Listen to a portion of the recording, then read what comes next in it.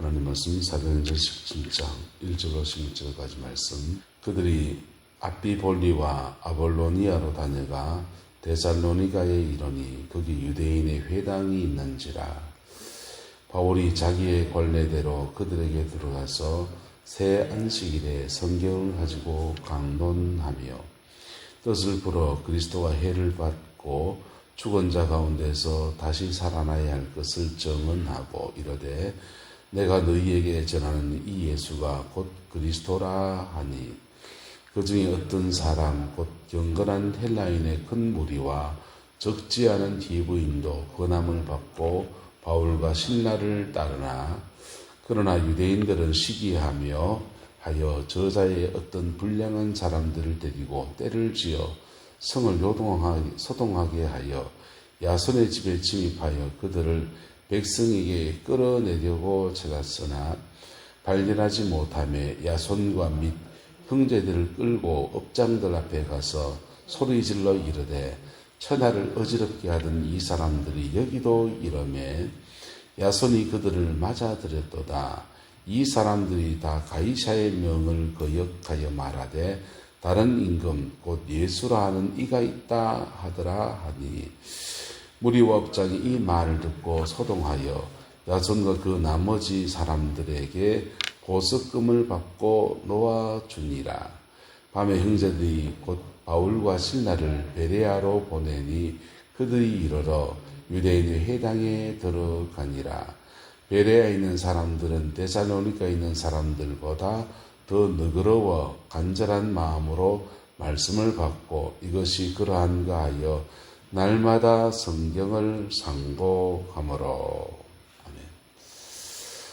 이 말씀에 나오는 바울 사도와 이 말씀에 나오는 믿음의核心들이 저와 여러분의 것이 되기를 예수 이름으로 축복합니다. 사도 바울은 데살로니가에 이르렀습니다.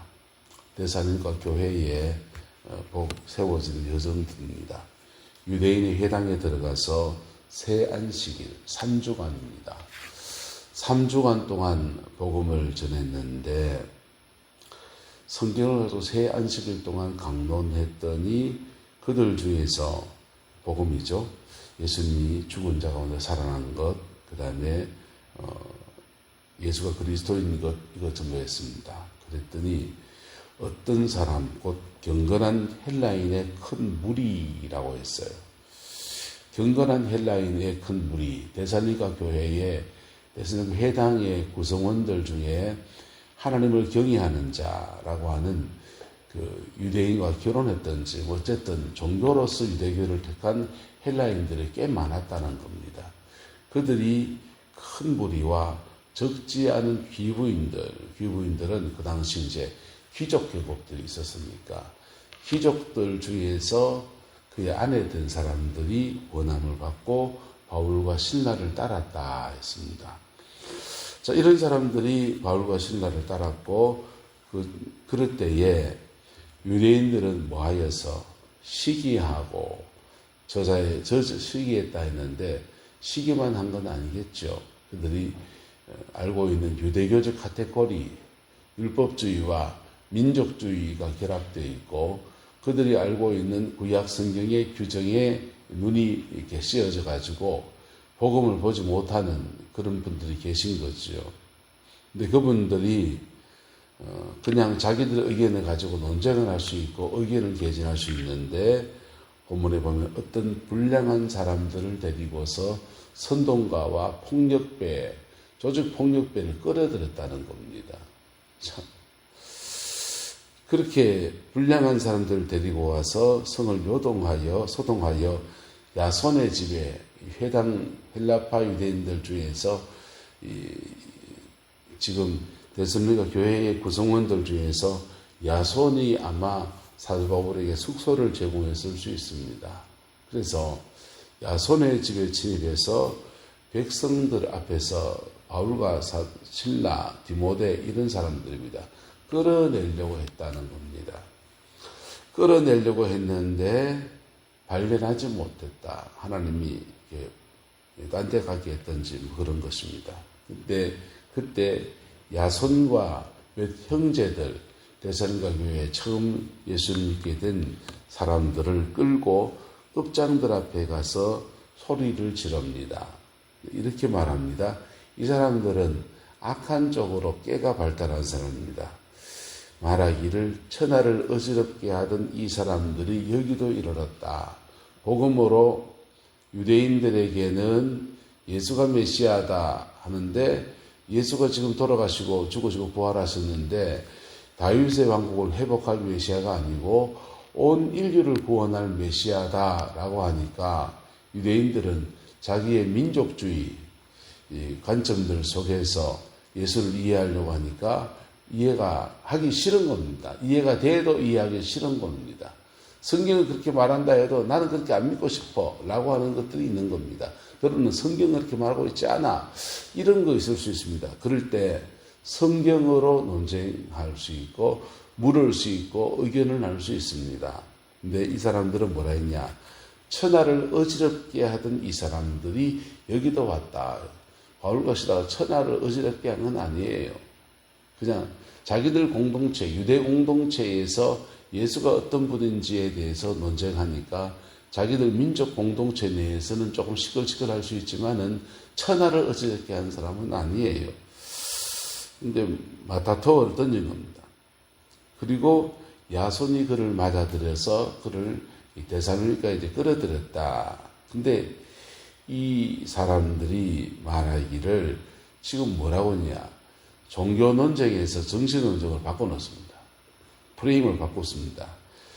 다 가이사의 명을 거역하여 말하되 다른 임금 곧 예수라 하는 이가 있다. 이렇게 지금 선포하고 있다는 것입니다. 바울과 실라는 예수가 다른 임금인 것 많은 건 맞습니다. 근데 그들이 말하는 다른 임금은 영적인 나라, 하나님의 나라가 이루어지는 그 나라의 통치자로서 예수예요. 지금 이 땅에 부활하셔서 여기 지금 계시지 않습니다. 근데 지금 정치 논쟁으로 바꾸어 놓습니다. 이게 지금 누구 모습입니까? 예수님이 잡혀가실 때의 모습입니다. 예수님을 잡은 대제사장과 서기관들은 성전을 더럽혔다라고 하는 빌미고, 그리고 그 안에 핵심적인 내용은 종교 권력, 지방 권력을 바리새파가 뺏기고 예루살렘의 종교 권력을 사두개파가 지금 예수한테 넘어가고 있는 종교 권력에 대한 문제입니다. 종교의 문제예요. 근데 그들이 정작 예수를 고발할 때는 유대인의 왕이라고 주장했다. 반역죄를 가지고 고발했습니다. 왜?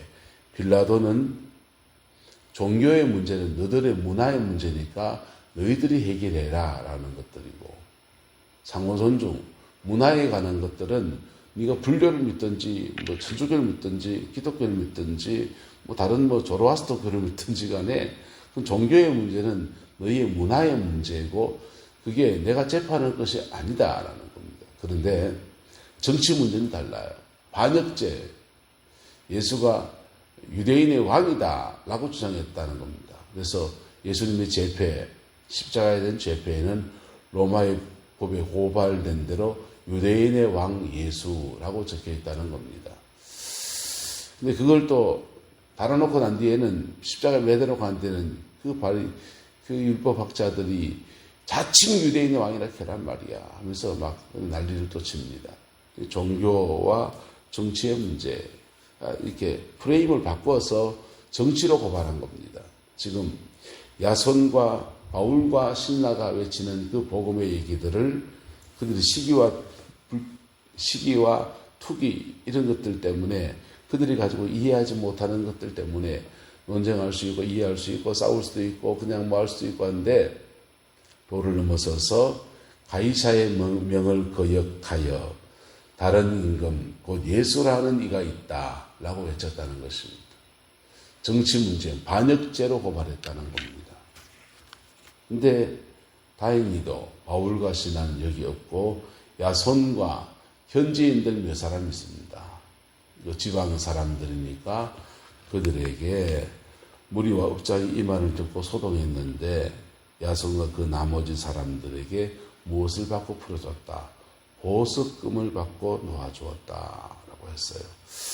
보석금을 낼 정도면 돈이 좀 있다는 거죠. 그래서 이분들도 나름 데살로니가의 권력자들이니까 그 무슨 얘기고 하면서 하다가 통치자들이 이거 돈 받고 그냥 풀어줬다라고 하는 것입니다.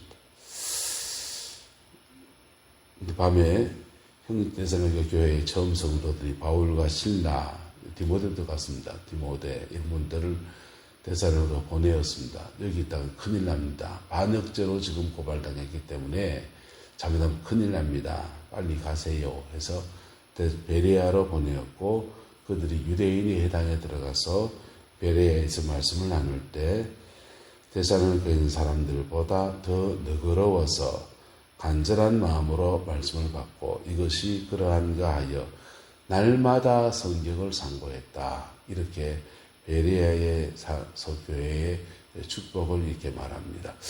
그런데 사도 바울의 서신서 사도행전에는 베레아 교회가 나오는데 사도 바울의 서신에는 베레아 교회가 사도 바울과 인격적 관계를 맺고 계속 영적 교제를 한 흔적이 나오지를 않습니다. 그러나 데살로니가 교회는 이런 핍박을 지나갔고 이들도 예수님 때문에 잡혀가 반역죄로 막 잡혀가가지고는 목숨이 날아갈 위기예요. 보석금 내고 풀려나긴 했지만은 돈이 재정적인 손해를 입었습니다. 그들 나름의 핍박을 지나갔습니다. 그런 이 데살로니가 교회는 사도 바울이 떠나고 난 뒤에 남은 사람들이 중심이 되어서 열심히 기도하고 성령의 은혜를 구하고 이런 핍박 중에 예수를 믿다가 보면 무엇을 자꾸 기다리게 되냐? 마라나타. 주님이 다시 오실 그날에 대한 사모함이 깊어지게 됩니다. 데살로니가 교회는 전서 우서를 보게 되면 데살로니가 교회는 재림을 기다리는 교회. 그래서 하나님 앞에 너무 열심히 기도하는 그러한 교회로 성장해 갑니다. 근데 거기엔 또 명점이 있죠. 현실의 삶에 대해서 진지하게 살아가고 사랑을 이루어 나가는 그런 면은 좀 부족해 줄 수 있어요. 어쨌든 데살로니가 교회는 사도 바울과 계속 인격적 관계를 맺어가면서 복음이 그 앞에서 활성화되고 복음 앞에 세워진 그러한 교회로 세워지게 되었다라고 하는 것입니다. 복음은 말로만 전해질 뿐 아니라 역사와 표적으로도 나타날 수 있습니다. 성령의 능력으로. 그런데 복음은요, 핍박 중에서 복음이 전파되면 한번 따라합시다. 인격이 드러납니다.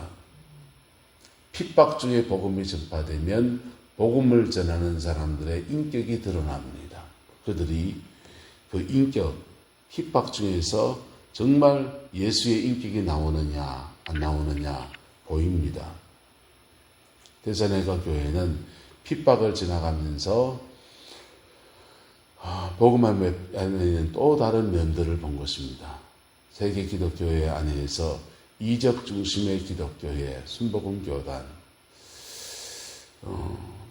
말씀 중심의 기독교회, 복음주의 교회, 침례교나 장로교회 다 좋습니다. 하지만 결국은 예수의 인격이 나타나야 합니다. 할렐루야. 예수님의 성품이 나타나야 합니다.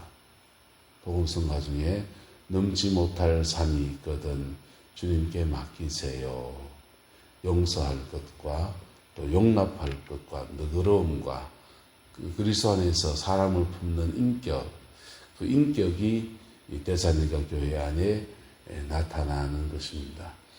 그 핍박 중에 그것이 나타나는 것들을 보면서 빌립보 교회도 데살로니가 교회도 사도 바울과 계속 인격적 관계 안에서 계속 자라가는 교회였습니다.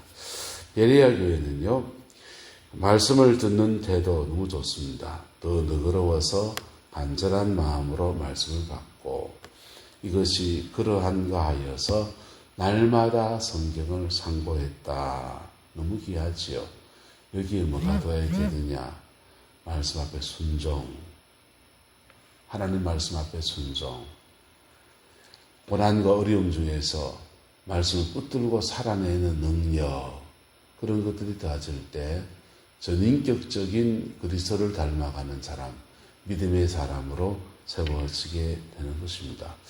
그 복과 은혜가 우리 내남제일교회 가운데 그대로 이루어지게 되기를 예수 이름으로 축복하고, 주를 섬기는 교회의 특별히 지도자급 저희들 속에서 이루어지게 되기를 또한 소망합니다. 기도하겠습니다.